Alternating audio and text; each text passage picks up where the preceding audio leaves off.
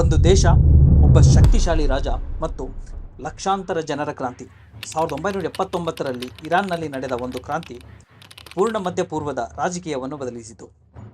ಈ ಕ್ರಾಂತಿಯ ನಂತರ ಇರಾನ್ ಒಂದು ಪಶ್ಚಿಮ ಪಕ್ಷೀಯ ರಾಜತಂತ್ರದಿಂದ ಇಸ್ಲಾಮಿಕ್ ರಿಪಬ್ಲಿಕ್ ಆಗಿ ಬದಲಾಯಿತು. ಆದರೆ ಪ್ರಶ್ನೆ ಏನೆಂದರೆ, ಇರಾನ್ನಲ್ಲಿ ಈ ಕ್ರಾಂತಿ ಯಾಕೆ ನಡೆಯಿತು? ಸ್ನೇಹಿತರೆ, ಮಿಸ್ಟರ್ ಲುನ್ಸಾತ್ ಯೂಟ್ಯೂಬ್ ಚಾನಲ್ಗೆ ಮತ್ತೆ ಸ್ವಾಗತ. ಈ ವಿಡಿಯೋದಲ್ಲಿ ಇರಾನ್ನಲ್ಲಿ ಆಗ್ತಿರೋ ಯುದ್ಧಕ್ಕೆ ಕಾರಣವಾದ ಕೆಲವು ಸಂಗತಿಗಳನ್ನು ಸರಳವಾಗಿ ತಿಳಿಸಿಕೊಡ್ತೇನೆ. ಸ್ನೇಹಿತರೆ, 1979ರ ಇರಾನ್ ಕ್ರಾಂತಿಯ ಮೊದಲು ಇರಾನನ್ನು ಆಡಳಿತ ಮಾಡುತ್ತಿದ್ದವರು ಮೊಹಮ್ಮದ್ ರೇಜಾ ಪಹಲವಿ. ಇವರು ಇರಾನ್ನ ಕೊನೆಯ ರಾಜ. ಅವರು ದೇಶವನ್ನು ವೇಗವಾಗಿ ಆಧುನೀಕರಿಸಲು ಪ್ರಯತ್ನಿಸಿದರು. ಈ ಯೋಜನೆಗೆ ವೈಟ್ ರೆವಲ್ಯೂಷನ್ ಅಂತ ಹೆಸರಿಡಲಾಗಿತ್ತು. ಈ ಯೋಜನೆಯಲ್ಲಿ ಭೂ ಸುಧಾರಣೆ, ಮಹಿಳೆಯರಿಗೆ ಮತದಾನದ ಹಕ್ಕು ಹಾಗೂ ಕೈಗಾರಿಕಾ ಅಭಿವೃದ್ಧಿಗಳಂತಹ ದೊಡ್ಡ ದೊಡ್ಡ ಯೋಜನೆಗಳಿದ್ದವು. ಆದರೆ ಸಮಸ್ಯೆ ಏನೆಂದರೆ, ಈ ಬದಲಾವಣೆಗಳು ಎಲ್ಲರಿಗೂ ಇಷ್ಟವಾಗಲಿಲ್ಲ. ಬಹುಜನರು ಶಾ ವಿರುದ್ಧ ಕೋಪಗೊಂಡಿದ್ದರು. ಕಾರಣ ಸರ್ಕಾರದ ಕಠಿಣ ಆಡಳಿತ, ವಿರೋಧಿಗಳನ್ನು ಬಂಧಿಸುವುದು ಹಾಗೂ ಪಶ್ಚಿಮ ದೇಶಗಳ ಪ್ರಭಾವ ಹೆಚ್ಚಾಗುತ್ತಿರುವುದು. ಈ ಫೋಟೋ ನೋಡಿ ನೀವೇ ಅಂದಾಜು ಮಾಡಬಹುದು 1979ಕ್ಕೂ ಮೊದಲು ಹಾಗೂ ನಂತರದ ಇರಾನ್ ಚಿತ್ರಣ ಹೇಗಿದೆ ಎಂದು. ಸ್ನೇಹಿತರೆ, ಈ ಕ್ರಾಂತಿಯನ್ನು ನಿಯಂತ್ರಿಸುತ್ತಿದ್ದ ಒಂದು ಗುಪ್ತಚರ ಸಂಸ್ಥೆ ಮತ್ತು ಸೀಕ್ರೆಟ್ ಪೊಲೀಸ್ ಏಜೆನ್ಸಿ, ಅದೇ ಸಾವಕ್. ಈ ಸಾವಕ್ ಏಜೆನ್ಸಿಯು ಅಮೆರಿಕ ಹಾಗೂ ಇಸ್ರೇಲ್ ಮಾದರಿಯಲ್ಲಿ ತುಂಬ ಕ್ರೂರವಾಗಿ ಕಾರ್ಯನಿರ್ವಹಣೆ ಮಾಡುತ್ತದೆ ಹಾಗೂ ಈ ಸಂಸ್ಥೆ ನೇರವಾಗಿ ಮೊಹಮ್ಮದ್ ರೇಜಾ ಪಹಲವಿ ಅವರ ನಿಯಂತ್ರಣದಲ್ಲಿ ಕಾರ್ಯನಿರ್ವಹಿಸುತ್ತದೆ. ಹಾಗೂ ಸಾವಕ್ ಸೀಕ್ರೆಟ್ ಪೊಲೀಸ್ ಏಜೆನ್ಸಿಯು ವಿರೋಧಿಗಳನ್ನು ಬಂಧಿಸುವುದು, ಹಿಂಸೆ ನೀಡುವುದು, ಇನ್ನೂ ಅನೇಕ ಆರೋಪಗಳನ್ನು ಎದುರಿಸಿದರು. ಇದು ನೇರವಾಗಿ ಮೊಹಮ್ಮದ್ ರೇಜಾ ಪಹಲವಿ ಅವರ ಆಡಳಿತದ ಮೇಲೆ ಕಪ್ಪು ಚುಕ್ಕೆಯಂತೆ ಛಾಪು ಮೂಡಿಸಿತು. ಇಂತಹ ಪರಿಸ್ಥಿತಿಯಲ್ಲಿ ಒಬ್ಬ ಧಾರ್ಮಿಕ ನಾಯಕ ಜನರ ಬೆಂಬಲ ಪಡೆದುಕೊಳ್ಳಲು ಆರಂಭಿಸಿದರು. ಅವರೇ ರುಹಲ್ಲಾ ಖಾಮೋನಿ. ಇವರು ಶಾ ಅವರ ನೀತಿಗಳಲ್ಲಿ ಇರಾನ್ ತನ್ನ ಇಸ್ಲಾಮಿಕ್ ಮೌಲ್ಯಗಳನ್ನು ಕಳೆದುಕೊಳ್ಳುತ್ತಿದೆ ಎಂದು ತೀವ್ರವಾಗಿ ಟೀಕಿಸಿದರು. ಸ್ನೇಹಿತರೆ, ಈ ಕ್ರಾಂತಿಯ ನಾಯಕರು ಇವರೇ ಹಾಗೂ ಇವರು ಆಡಿದ ಒಂದೊಂದು ಮಾತು ಹಾಗೂ ಇವರ ಸಂದೇಶ ಜನರ ನಡುವೆ ಅತಿ ವೇಗದಲ್ಲಿ ಹರಡಿತು. 1978ರಲ್ಲಿ ದೇಶದಾದ್ಯಂತ ದೊಡ್ಡ ಪ್ರತಿಭಟನೆಗಳು ಆರಂಭವಾದವು. ವಿದ್ಯಾರ್ಥಿಗಳು, ಕಾರ್ಮಿಕರು, ಧಾರ್ಮಿಕ ನಾಯಕರು ಎಲ್ಲರೂ ಸೇರಿ ಶಾ ವಿರುದ್ಧ ಹೋರಾಟ ಆರಂಭಿಸಿದರು. ದೇಶದಲ್ಲಿ ಮುಷ್ಕರಗಳು, ಪ್ರತಿಭಟನೆಗಳು, ಗಲಭೆಗಳು, ಹೀಗೆ ಪರಿಸ್ಥಿತಿ ತೀವ್ರಗೊಂಡಿತು. ಜನರ ಒತ್ತಡ ಹೆಚ್ಚಾಗುತ್ತಿದ್ದಂತೆಯೇ ಜನವರಿ 16, 1979ರಲ್ಲಿ ಮೊಹಮ್ಮದ್ ರೇಜಾ ಪಹಲವಿ ಅವರು ಇರಾನನ್ನು ಬಿಟ್ಟು ದೇಶ ತೊರೆದರು. ಇದು ಕ್ರಾಂತಿಯ ದೊಡ್ಡ ತಿರುವು. ಹಾಗೂ ಕೆಲವೇ ದಿನಗಳಲ್ಲಿ ರುಹಲ್ಲಾ ಖಾಮೋನಿ ಅವರು ದೀರ್ಘ ವಲಸೆಯ ನಂತರ ಇರಾನ್ಗೆ ಮರಳಿದರು. ಲಕ್ಷಾಂತರ ಜನರು ಅವರನ್ನು ಸ್ವಾಗತಿಸಿದರು. ಸ್ವಲ್ಪ ಸಮಯದಲ್ಲೇ ಇರಾನ್ನಲ್ಲಿ ರಾಜತಂತ್ರ ಕೊನೆಗೊಂಡಿತು ಹಾಗೂ ಇರಾನ್ ಇಸ್ಲಾಮಿಕ್ ರಿಪಬ್ಲಿಕ್ ಆಗಿ ಘೋಷಿಸಲಾಯಿತು. ಸ್ನೇಹಿತರೆ, ಈ ಕ್ರಾಂತಿ ಜಗತ್ತಿನ ರಾಜಕೀಯದ ಮೇಲೆ ದೊಡ್ಡ ಪರಿಣಾಮ ಬೀರಿತು. ಇರಾನ್ ಮತ್ತು ಅಮೆರಿಕ ನಡುವಿನ ಸಂಬಂಧ ಹಾಳಾಯಿತು. ಮಿಡಲ್ ಈಸ್ಟ್ನಲ್ಲಿ ಹೊಸ ರಾಜಕೀಯ ಸಮೀಕರಣಗಳು ಶುರುವಾದವು ಹಾಗೂ ಇಸ್ರೇಲ್ ವಿರುದ್ಧ ಇರಾನ್ ಕಠಿಣ ನಿಲುವು ಪಡೆದುಕೊಂಡಿತು.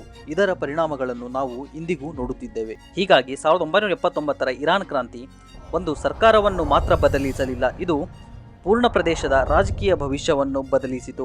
ಇಂದು ಕೂಡ ಮಿಡಲ್ ಈಸ್ಟ್ನ ಅನೇಕ ಸಂಘರ್ಷಗಳ ಮೂಲ ಈ ಕ್ರಾಂತಿಯಲ್ಲೇ ಇದೆ. ಸ್ನೇಹಿತರೆ, ಇರಾನ್ ಇಂದು ಯುದ್ಧದ ಸ್ಥಿತಿಗೆ ಬರಲು ಎರಡನೇ ಕಾರಣ ಇರಾನ್ನ ಹಾಸ್ಟೇಜ್ ಕ್ರೈಸಿಸ್. ಸ್ನೇಹಿತರೆ, ಇರಾನ್ನ ರಾಜ ಮೊಹಮ್ಮದ್ ರೇಜಾ ಪಹಲವಿ ಅವರು 1979ರಲ್ಲಿ ಅಧಿಕಾರ ಕಳೆದುಕೊಂಡ ನಂತರ ಅವರು ದೇಶ ತೊರೆದು ಅಮೆರಿಕಾಗೆ ಹೋದರು. ಆ ಒಂದು ಘಟನೆ ಇರಾನ್ನ ಜನರನ್ನು ಇನ್ನಷ್ಟು ಕೋಪಗೊಳಿಸಿತು. ಅಮೆರಿಕ ಶಾ ಅವರಿಗೆ ಅಮೆರಿಕದಲ್ಲಿ ಚಿಕಿತ್ಸೆಗಾಗಿ ಆಶ್ರಯ ನೀಡಿತು. ಇದರಿಂದ ಇರಾನ್ ಜನರು ಅಮೆರಿಕ ವಿರುದ್ಧ ತೀವ್ರವಾಗಿ ಕೋಪಗೊಂಡರು. ನವೆಂಬರ್ 4, 1979 ನೂರಾರು ಜನ ಇರಾನ್ ವಿದ್ಯಾರ್ಥಿಗಳು ಅಮೆರಿಕ ರಾಯಭಾರಿ ಕಚೇರಿ US ಎಂಬಸಿ ತೆಹರಾನ್ ಅನ್ನು ಆಕ್ರಮಿಸಿದರು. ಅವರು 66 ಅಮೆರಿಕರನ್ನ ಬಂಧಕರಾಗಿ ತೆಗೆದುಕೊಂಡರು.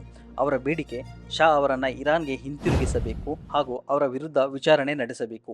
ಇದು ಜಗತ್ತಿನ ಗಮನ ಸೆಳೆದ ಒಂದು ದೊಡ್ಡ ಸಂಕಷ್ಟಕರ ಘಟನೆ. ಈ ಆಕ್ರಮಣದ ನಂತರ ಕೆಲವು ದಿನಗಳಲ್ಲಿ 13 ಜನರನ್ನು ಬಿಡುಗಡೆ ಮಾಡಲಾಯಿತು.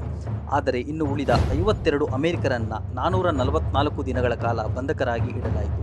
ಈ ಘಟನೆ ಪ್ರಪಂಚದ ಸುದ್ದಿಗಳಲ್ಲಿ ಪ್ರತಿದಿನ ಕಾಣಿಸುತ್ತಿತ್ತು. ಅಮೆರಿಕದ ಜನರು ತಮ್ಮ ನಾಗರಿಕರು ಬದುಕಿರುವರಾ ಎಂಬ ದೊಡ್ಡ ಗೊಂದಲದಲ್ಲಿದ್ದರು. ಇನ್ನು ಸುಮ್ಮನಿದ್ದರೆ ಆಗೋದಿಲ್ಲ ಎಂದು 1980ರಲ್ಲಿ ಅಮೆರಿಕ ಒಂದು ರಹಸ್ಯ ಸೇನಾ ಕಾರ್ಯಾಚರಣೆ ಆರಂಭಿಸಿತು.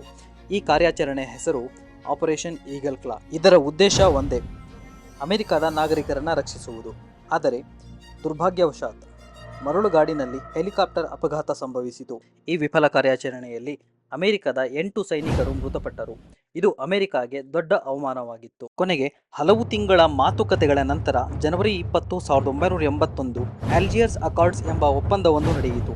ಈ ಒಪ್ಪಂದದ ಪ್ರಕಾರ 52 ಬಂಧಕರನ್ನ ಬಿಡುಗಡೆ ಮಾಡಲಾಯಿತು. ಅವರು ಸತತ 444 ದಿನಗಳ ನಂತರ ಮನೆಗೆ ಮರಳಿದರು. ಈ ಘಟನೆ ಜಗತ್ತಿನ ರಾಜಕೀಯದ ಮೇಲೆ ದೊಡ್ಡ ಪರಿಣಾಮ ಬೀರಿತು. ಅಮೆರಿಕ ಮತ್ತು ಇರಾನ್ ಸಂಬಂಧ ಸಂಪೂರ್ಣ ಹಾಳಾಯಿತು. ಎರಡೂ ದೇಶಗಳ ನಡುವೆ ಇದ್ದ ದೌತ್ಯ ಸಂಬಂಧ ಕೊನೆಗೊಂಡಿತು. ಅಮೆರಿಕ ಇರಾನ್ ಮೇಲೆ ಆರ್ಥಿಕ ನಿರ್ಬಂಧ ಹೇರಿತು. ಇಂದಿಗೂ ಕೂಡ ಈ ಎರಡು ದೇಶಗಳ ನಡುವೆ ತೀವ್ರ ಉದ್ವಿಗ್ನತೆ ಮುಂದುವರೆದಿದೆ. ಹೀಗಾಗಿ 1979ರ ಇರಾನ್ ಹಾಸ್ಟೇಜ್ ಕ್ರೈಸಿಸ್ ಒಂದು ಸಾಮಾನ್ಯ ಘಟನೆ ಅಲ್ಲ. ಇದು ಜಗತ್ತಿನ ರಾಜಕೀಯ ಇತಿಹಾಸವನ್ನು ಬದಲಿಸಿದ ಒಂದು ಘಟನೆ ಮತ್ತು ಇರಾನ್ ಹಾಗೂ ಅಮೆರಿಕದ ಶತ್ರುತ್ವದ ಆರಂಭವೂ ಇದೆ. ಇಂದಿನ ಇರಾನ್ ಯುದ್ಧಕ್ಕೆ ಮೂರನೇ ಕಾರಣ ಆಕ್ಸಿಸ್ ಆಫ್ ಇವಿಲ್. ಸ್ನೇಹಿತರೆ, ಒಂದು ಭಾಷಣ, ಮೂರು ದೇಶಗಳು ಮತ್ತು ಜಗತ್ತಿನ ರಾಜಕೀಯವನ್ನು ಬದಲಿಸಿದ ಒಂದು ಪದ ಆಕ್ಸಿಸ್ ಆಫ್ ಇವಿಲ್.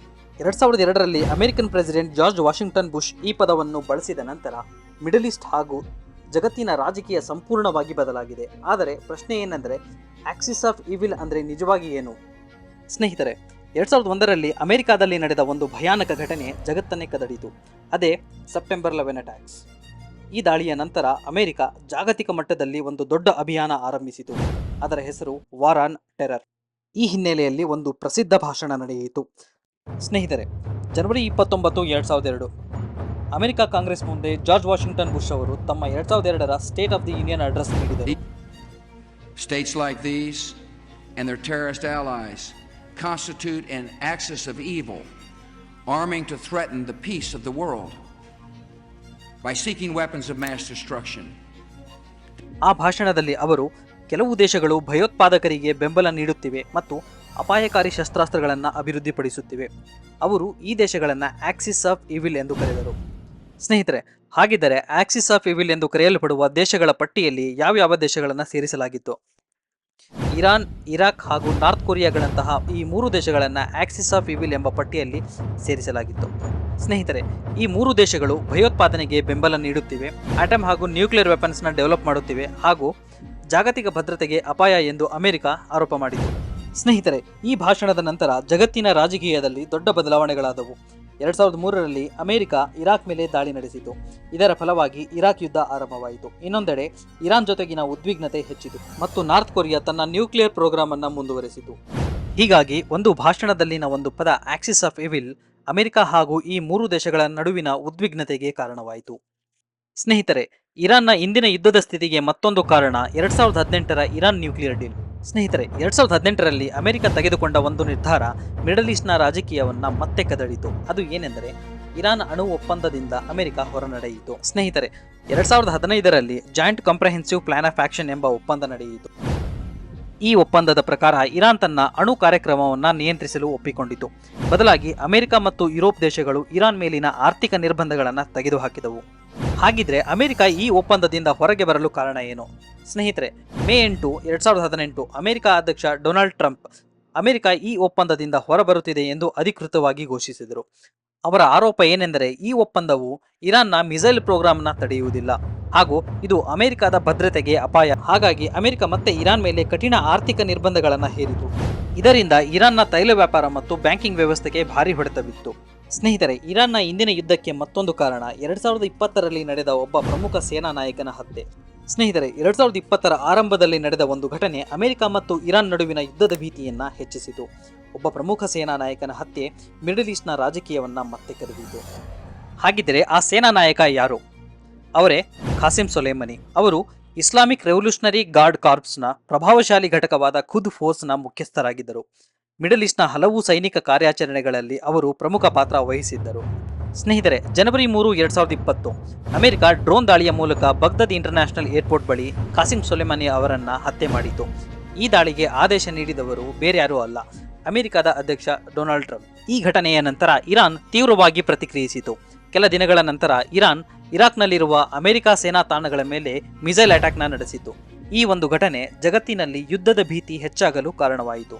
ಸ್ನೇಹಿತರೆ, ಇರಾನ್ನ ಇಂದಿನ ಯುದ್ಧಕ್ಕೆ ಮತ್ತೊಂದು ಕಾರಣ ನ್ಯೂಕ್ಲಿಯರ್ ಸ್ಟ್ರೈಕ್ಸ್. ಸ್ನೇಹಿತರೆ, ಕೇವಲ 12 ದಿನಗಳು, ಆದರೆ ಆ 12 ದಿನಗಳು ಮಿಡಲ್ ಈಸ್ಟ್ನ ಯುದ್ಧದ ಅಂಚಿಗೆ ಮತ್ತಷ್ಟು ಹತ್ತಿರ ತಳ್ಳಿದವು. 2025ರಲ್ಲಿ ಅಮೆರಿಕ ಇರಾನ್ನ ಅಣು ತಾಣಗಳ ಮೇಲೆ ದಾಳಿ ನಡೆಸಿತು. ಸ್ನೇಹಿತರೆ, ಕೆಲ ವರ್ಷಗಳಿಂದ ಅಮೆರಿಕ ಮತ್ತು ಇರಾನ್ ಅಣು ಕಾರ್ಯಕ್ರಮದ ಬಗ್ಗೆ ಮಾತುಕತೆ ನಡೆಸುತ್ತಿದ್ದರು. ಆದರೆ 2025ರಲ್ಲಿ ಈ ಮಾತುಕತೆಗಳು ಸಂಪೂರ್ಣವಾಗಿ ಕುಸಿದು ಬಿಟ್ಟವು. ಈ ಮಾತುಕತೆಗಳು ವಿಫಲವಾದ ನಂತರ ಅಮೆರಿಕ ಮತ್ತು ಅದರ ಮೈತ್ರಿಗಳು ಇರಾನ್ನ ಕೆಲವು ಪ್ರಮುಖ ಅಣು ಸೌಲಭ್ಯಗಳ ಮೇಲೆ ದಾಳಿ ನಡೆಸಿದವು. ಈ ದಾಳಿಗಳ ಉದ್ದೇಶ ಇರಾನ್ನ ಅಣು ಸಾಮರ್ಥ್ಯವನ್ನ ನಿಧಾನಗೊಳಿಸುವುದು ಎಂದು ಹೇಳಲಾಯಿತು. ಈ ದಾಳಿಗಳ ನಂತರ ಸಂಘರ್ಷ 12 ದಿನಗಳ ಕಾಲ ಮುಂದುವರಿಯಿತು. ಇರಾನ್ ತನ್ನ ಕ್ಷಿಪಣಿ ಮತ್ತು ಡ್ರೋನ್ ದಾಳಿಗಳ ಮೂಲಕ ಪ್ರತಿಕ್ರಿಯಿಸಿತು. ಮಿಡಲ್ ಈಸ್ಟ್ನಲ್ಲಿ ಯುದ್ಧದ ಭೀತಿ ಮತ್ತಷ್ಟು ಹೆಚ್ಚಾಯಿತು. ಈ 12 ದಿನಗಳ ಸಂಘರ್ಷ ಅಮೆರಿಕ ಮತ್ತು ಇರಾನ್ನ ಸಂಬಂಧಗಳನ್ನು ಇನ್ನಷ್ಟು ತೀವ್ರಗೊಳಿಸಿತು. ಸ್ನೇಹಿತರೆ, ಇರಾನ್ನ ಇಂದಿನ ಯುದ್ಧಕ್ಕೆ ಕೊನೆಯ ಕಾರಣ ಅಮೆರಿಕದ ಅರ್ಮಾಡಾ ಡೆಪ್ಲಾಯ್ಮೆಂಟ್. ಸ್ನೇಹಿತರೆ, 2026ರಲ್ಲಿ ಅಮೆರಿಕ ಅರ್ಮಾಡಾ ಎನ್ನುವ ಭಾರೀ ನೌಕಾಪಡೆಯನ್ನು ಇರಾನ್ನ ಕಡೆಗೆ ಕಳುಹಿಸಿತು. ಜಗತ್ತಿನಲ್ಲಿ ಮತ್ತೆ ಯುದ್ಧದ ಭೀತಿ ಹೆಚ್ಚಾಯಿತು. ಸ್ನೇಹಿತರೆ, 2025ರಲ್ಲಿ ಅಮೆರಿಕ ಮತ್ತು ಇರಾನ್ ನಡುವಿನ ಅಣು ಮಾತುಕತೆಗಳು ವಿಫಲವಾದ ನಂತರ ಉದ್ವಿಗ್ನತೆ ತುಂಬಾ ಹೆಚ್ಚಾಯಿತು. ಇದರ ನಂತರ ಅಮೆರಿಕ ದೊಡ್ಡ ಸೇನಾ ಸಿದ್ಧತೆಯನ್ನು ಆರಂಭಿಸಿತು. ಅಮೆರಿಕ ಅಧ್ಯಕ್ಷ ಡೊನಾಲ್ಡ್ ಟ್ರಂಪ್ ಮಿಡಲ್ ಈಸ್ಟ್ಗೆ ಒಂದು ಭಾರೀ ನೌಕಾಪಡೆಯಾದ ಅರ್ಮಾಡಾ ಕಳುಹಿಸಲು ಆದೇಶಿಸಿದರು. ಅರ್ಮಾಡಾ ಎಂಬ ಈ ಭಾರೀ ನೌಕಾಪಡೆಯಲ್ಲಿ ನೇವಲ್ ಶಿಪ್ಸ್, ಗೈಡೆಡ್ ಮಿಸೈಲ್ ಡೆಸ್ಟ್ರಾಯರ್ಸ್ ಹಾಗೂ ಯುದ್ಧ ವಿಮಾನಗಳ ಸ್ಕ್ವಾಡ್ರನ್ಗಳಿದ್ದವು. ಈ ಸೇನಾ ನಿಯೋಜನೆಯ ನಂತರ ಇರಾನ್ ಕೂಡ ಯುದ್ಧಕ್ಕೆ ಸಿದ್ಧತೆ ಆರಂಭಿಸಿತು. ಇರಾನ್ ಸೇನೆ ಯಾವುದೇ ದಾಳಿಗೆ ತಕ್ಷಣ ಪ್ರತಿಕ್ರಿಯಿಸುತ್ತೇವೆ ಎಂದು ಎಚ್ಚರಿಕೆ ಕೂಡ ನೀಡಿತ್ತು. ಮಿಡಲ್ ಈಸ್ಟ್ನಲ್ಲಿ ಪೂರ್ಣ ಯುದ್ಧದ ಭೀತಿ ಆರಂಭವಾಯಿತು. ಹಾಗೆಯೇ 2026ರಲ್ಲಿ ಅಮೆರಿಕ ಹೊಸ ಸೇನಾ ಕಾರ್ಯಾಚರಣೆಯನ್ನು ಆರಂಭಿಸಿತು. ಅದರ ಹೆಸರು ಆಪರೇಷನ್ ಎಪಿಕ್ ಫ್ಯೂರಿ.